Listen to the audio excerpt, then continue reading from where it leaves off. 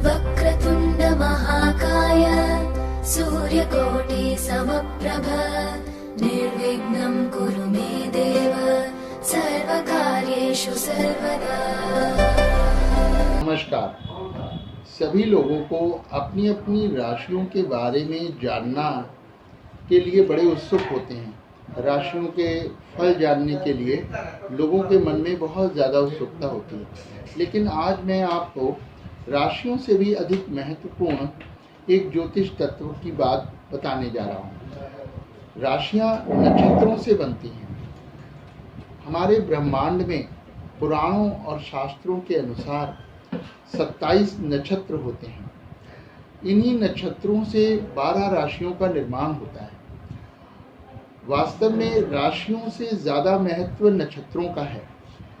इन 27 नक्षत्रों में प्रत्येक नक्षत्र लगभग 24 घंटे के समय तक रहता है।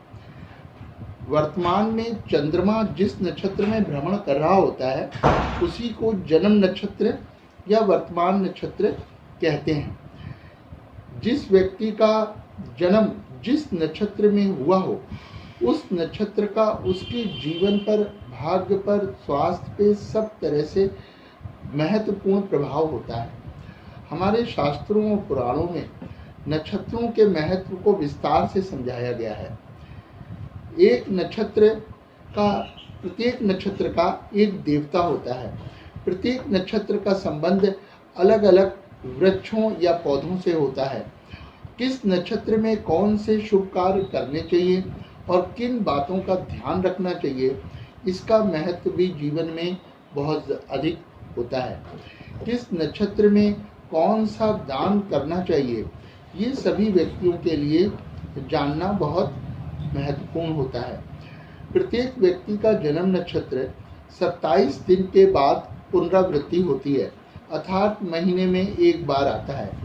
अपने अपने जन्म नक्षत्र में प्रत्येक व्यक्ति को कुछ विशेष वस्तुओं का दान करना चाहिए, कुछ मंत्रों का जप करना चाहिए और क्या पूजा करनी चाहिए, ये मैं आपको बताऊंगा। अश्विनी, भरणी, कृतिका, रोहिणी, मृगशिरा आदि टोटल 27 नक्षत्र होते हैं। अंतिम नक्षत्र रेवती नक्षत्र होता है और धनिष्ठा नक्षत्र के तृतीय चरण से प्रारंभ होकर रेवती के अंतिम चरण तक पंचक नक्षत्र होते हैं। इन नक्षत्रों का अलग अलग वारों के साथ में शुभ या अशुभ विशेष संयोग बनता है, अर्थात रविवार, सोमवार, मंगलवार आदि जो 7 वार होते हैं, तो इन वारों का इन नक्षत्रों के साथ में जब संयोग बनता है तो वो बहुत शुभ योग होता है और कभी कभी बहुत अशुभ योग होता है। तो इस चीज़ को जानना और समझना बहुत ज़रूरी है, तो जिससे हम लोग अपने सभी इम्पोर्टेंट कामों की प्लानिंग और मुहूर्त इसी आधार पर इस बात को ध्यान में रखकर निकालें कि उस दिन वार और नक्षत्र के संयोग से कौन सा योग बन रहा है। तो चूंकि 27 नक्षत्र होते हैं तो 7 वारों के योग से 27 प्रकार के अलग अलग योग बनते हैं और उनका फल भी अलग होता है।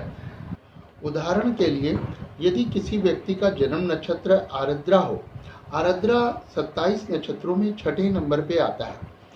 आर्द्रा नक्षत्र के स्वामी भगवान शिव होते हैं, इसलिए जिन व्यक्तियों का जन्म आर्द्रा नक्षत्र में होता है उनको भगवान शिव की विशेष रूप से श्रद्धा पूर्वक प्रतिदिन पूजा करनी चाहिए। इससे निश्चित रूप से उनका कल्याण होगा, उनको हर तरह से लाभ मिलेगा।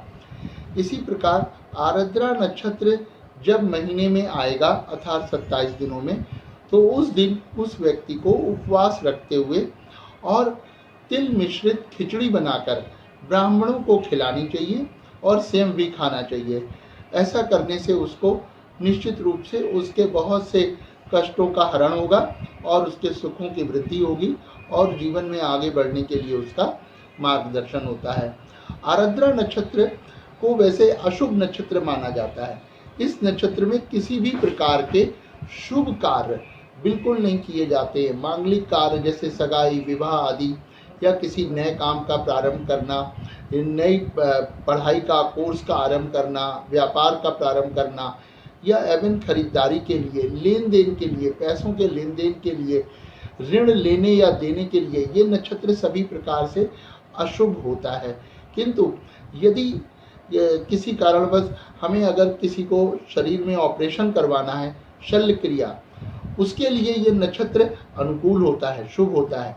और इसी प्रकार किसी कार्य के लिए प्रार्थना पत्र देना यानी एप्लीकेशन सबमिट करने के लिए भी ये नक्षत्र बहुत शुभ होता है। तो आर्द्रा नक्षत्र का संबंध शीशम के वृक्ष से होता है। तो जितना यदि संभव हो तो घर में वृक्ष लगाना चाहिए या कम से कम शीशम की लकड़ी को अपने घर में रखना चाहिए, अपने पास में रखना चाहिए।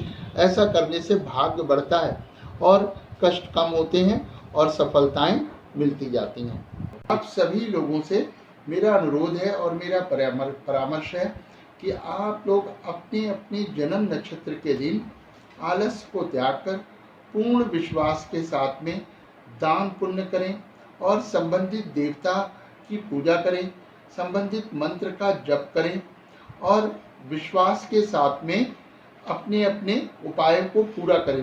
तो निश्चित रूप से आपको रोगों से बचाव होगा, भाग्य का उदय होता है और जीवन में उन्नति होती है, सुख शांति की प्राप्ति होती है। तो कृपया आप सभी लोग इसको अमल में अवश्य लाएं। नमस्कार।